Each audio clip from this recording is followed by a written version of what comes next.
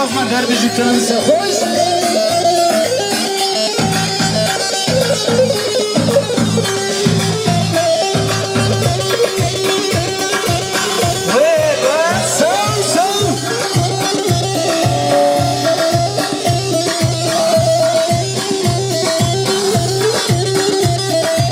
Alkışların en büyük canım anlam nöbetine gelsin. Vay vay. Var gel, Kerem. Gel gel. Sağ.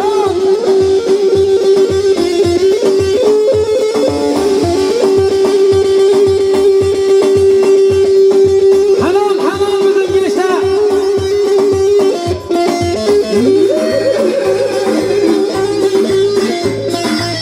Sen çok.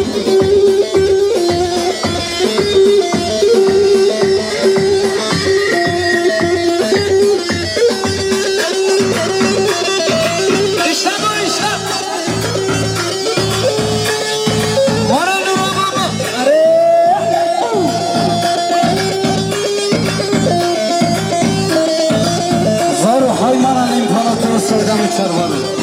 Öyle evladım. Valla öyleysinler. Utanıyoruz mikrofon almaya. Cansın. İdare et canım. O yüz tamam. Oku.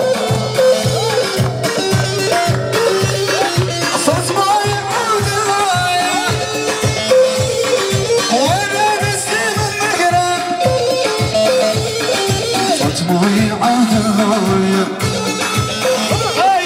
وانا نسيم المقرب امهر مزوزان وبشي Havaya basın. Mendeleni göremiyoruz mendeleni. Sana nedir canım? Atacak. Ayus kama.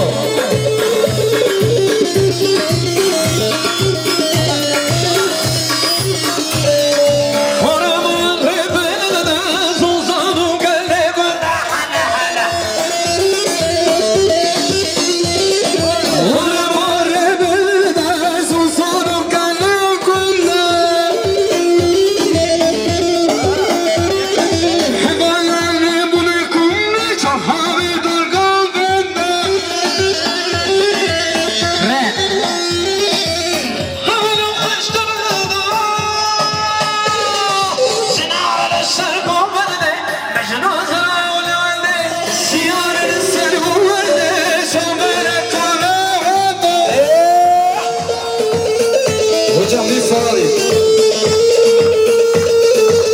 Düşün.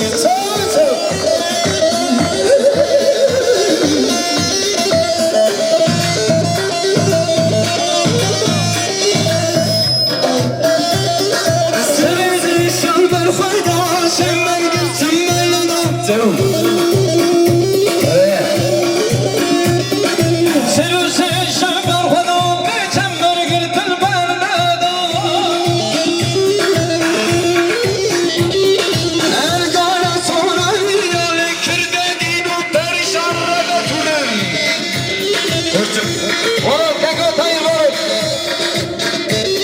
Söyle sen git.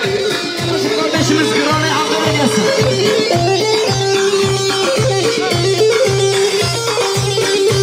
Gitme lan adam gariban.